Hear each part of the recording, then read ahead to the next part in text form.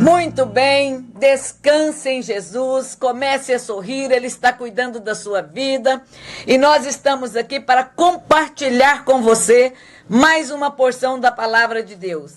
Este programa tem o objetivo de estar falando sobre princípios, sobre verdades que norteiam a família de acordo com a Palavra de Deus. E hoje eu quero trazer para você uma palavra de reflexão voltada para os pais, mas muito mais voltada para os filhos, em que eu quero estar compartilhando sobre a responsabilidade do cuidado, da distribuição do amor, da afetividade, do zelo dentro da família.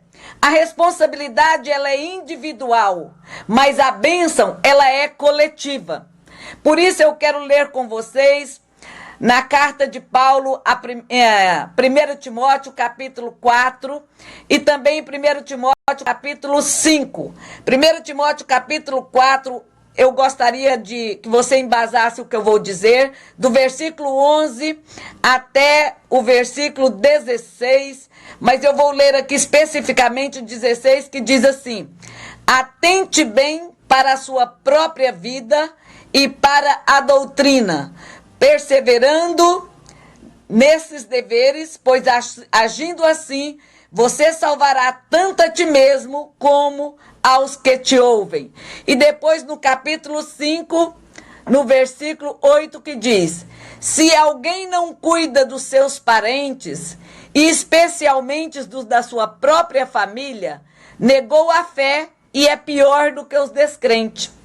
Muito bem, se eu parasse a palavra só nessa leitura, já era o suficiente para você entender que Deus tem dado a nós responsabilidade de zelarmos de nós mesmos, mas também de zelar da nossa família. Quem é responsável pelo zelo comigo mesmo, pelo zelo da minha saúde física, da minha saúde emocional, da minha saúde espiritual, sou eu. Mas eu também sou responsável por cuidar dos da minha casa, dos da minha família. Isto é caráter, conduta cristã. Mas vamos compartilhar aqui por parte. Primeiro, nós vamos aprender aqui que ser jovem não é razão nem justificativa para não assumir responsabilidades consigo mesmo e com a família. Paulo fala para Timóteo: Timóteo, não despreze a sua juventude, não despreze a sua mocidade, mas ser exemplo dos fiéis. Em outras palavras, ele está dizendo: é hora de você assumir seu papel na vida, assumir a sua responsabilidade, não ficar vivendo a vida deixando a vida te levar, como diz Zeca Pogodinho, né? Deixa a vida me levar, a vida leva eu. Não, é hora de você assumir o seu papel. Assumir o seu papel para com você mesmo, moça, rapaz. Cuidar de você, cuidar da sua moral, cuidar da sua integridade física, cuidar da sua estabilidade financeira, mas sobretudo cuidar da sua maturidade espiritual. Crescer na graça e no conhecimento. A Bíblia diz que Jesus crescia na graça e no conhecimento, diante de Deus e diante dos homens. Mas também é hora de você assumir o seu papel com a família. Você não é um hóspede nessa casa. Você é um membro desta família. Tem que contribuir com ela. Tem que ser canal de bênção dentro dela. Mas Paulo continua dizendo: Timóteo, seja exemplo. E o lugar mais difícil de sermos exemplos é dentro de casa. Porque dentro de casa as máscaras caem. A realidade crua de quem somos vem à tona. Aí Paulo nos orienta: ser exemplo na maneira de falar. A maneira de falar aqui implica qual a linguagem que você está utilizando dentro de casa. Esses dias um pai chegou para mim e disse: eu sou muito contrariado com a maneira como meu filho se dirige a mim. Meu filho, porque é casado, ele acha que ele pode me peitar. Ele é grosseiro, ele não me chama por Senhor. Eu chamo ele fala, o quê? Você? Isso não é tratamento de um filho para um pai. Eu ainda sou do tempo que filho fala Senhor, Senhora, com pai, com mãe, com pessoas mais velhas. O Senhor está me chamando? O que o Senhor quer comigo? Pois não, pai. Tenha cuidado, seja exemplo no seu linguagem, no seu linguajar, na linguagem que você utiliza em casa, tanto no vocabulário que você usa, como no tom de voz. Seja exemplo. Lembra que a nossa vida é uma constante semeadura. Mas Paulo vai mais além. Ele manda nós sermos exemplo na maneira de agir, na nossa conduta diária. Será que a minha conduta dentro de casa revela o caráter de um verdadeiro cristão? Será que eu estou testemunhando de Jesus para o meu marido, para os meus filhos? Será que enquanto jovem eu testemunhava disso para os meus pais? Pela minha maneira de agir dentro de casa, a minha conduta, eu contribuo na organização da casa, eu contribuo para as finanças, nas despesas da casa. Eu sou alguém grato por aquilo que eu recebo dentro da minha casa. Será que eu, como marido, como esposa, sei reconhecer o bem que o outro me faz? Eu agradeço a ele quando ele me faz um favor? Quantos e quantos maridos chegam em casa, a mesa está posta, a comida está na mesa, saboreando, e ele não sabe olhar para a esposa e dizer obrigada. Ele não sabe olhar para a funcionária que fez a comida e parabenizá-la por uma comida tão agradável. Quantos chegam em casa, se ver algo fora do lugar, sabe criticar, mas não sabe elogiar o que está bem feito? Precisamos ter atitudes de cristãos dentro de casa. A pedagogia de Jesus era a pedagogia que primeiro vinha o elogio, depois vinha a repreensão. Olha nas cartas em Apocalipse, Jesus sempre apresentava primeiro aquilo de bom que a igreja tinha. Olha, eu sei as tuas obras, sei que você tem feito isso, tem feito aquilo outro de bom. Parabéns! Mas olha, cuidado, você tem feito isso de errado. Isso não está legal, conserta nisso. Era a pedagogia do amor, a pedagogia do zelo com os sentimentos do outro. Nós precisamos usar essa pedagogia dentro de casa. Depois Paulo continua dizendo, Timóteo, seja exemplo no espírito, ou seja, no temperamento. Tem gente que fala, eu sou assim, tem que entender que eu sou assim. Quantos pais dizem, eu sou assim, meu filho tem que entender que eu sou assim.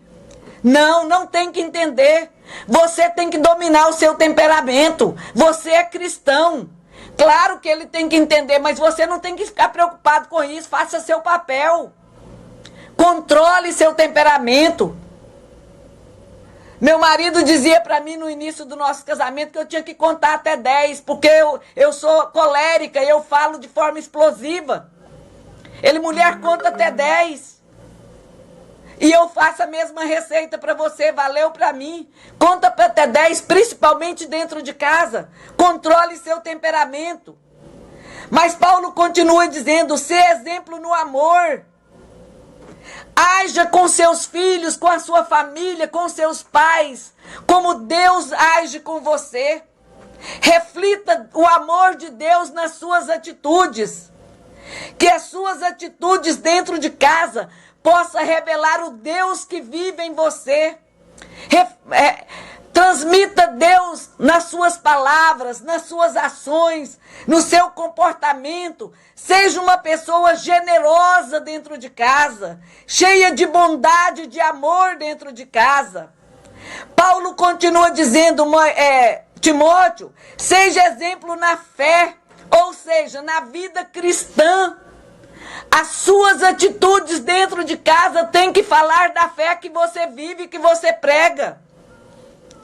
De que me adianta pregar no rádio, na igreja, ser convidadas para pregar lá fora, se eu não viver essa fé dentro da minha casa?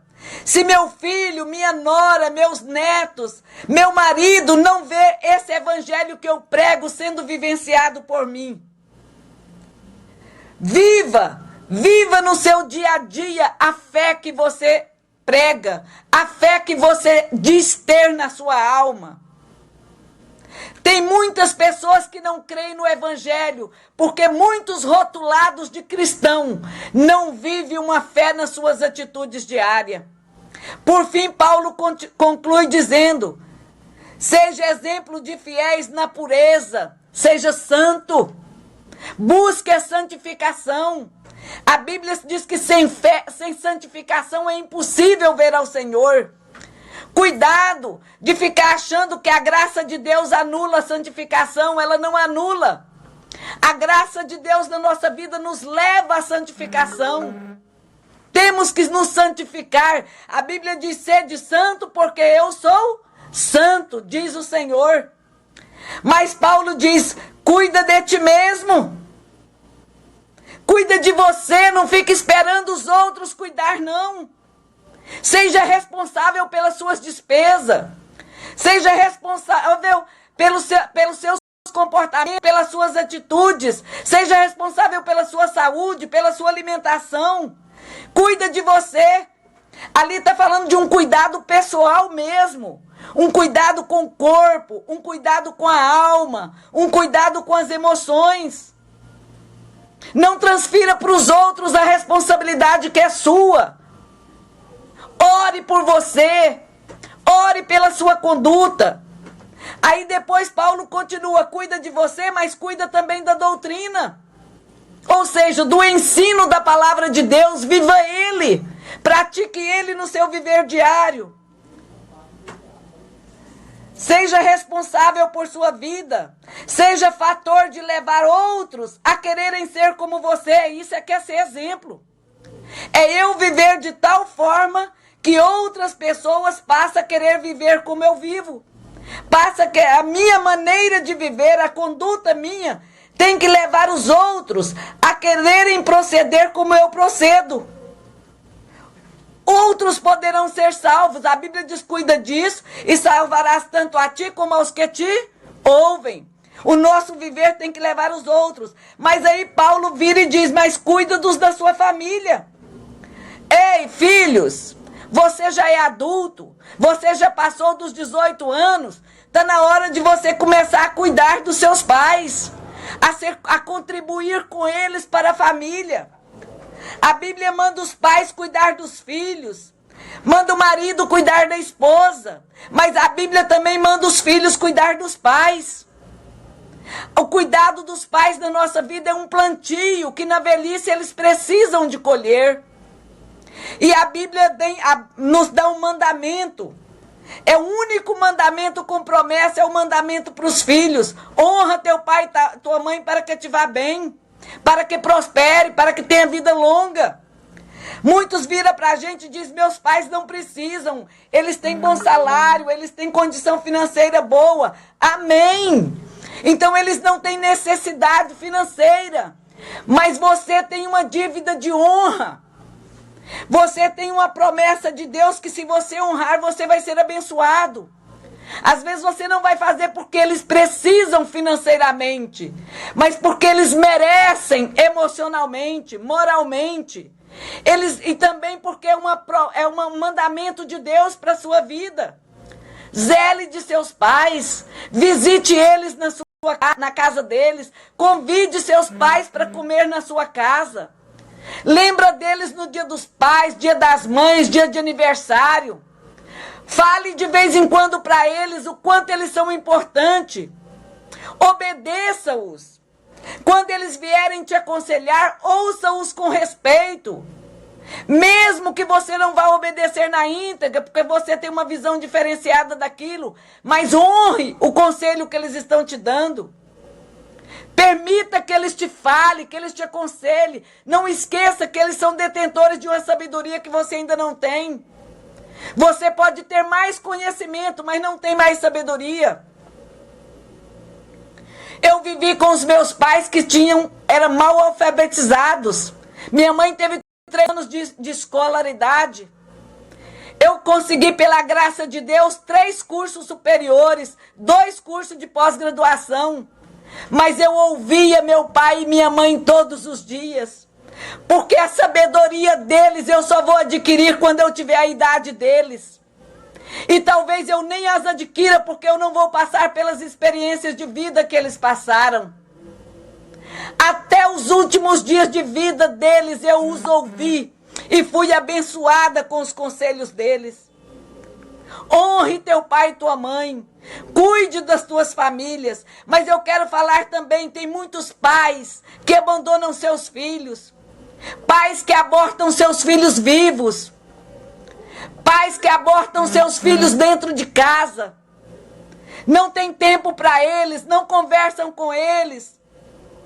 Não diverte com eles. Marca a vida de seus filhos com a sua presença, com o seu amor.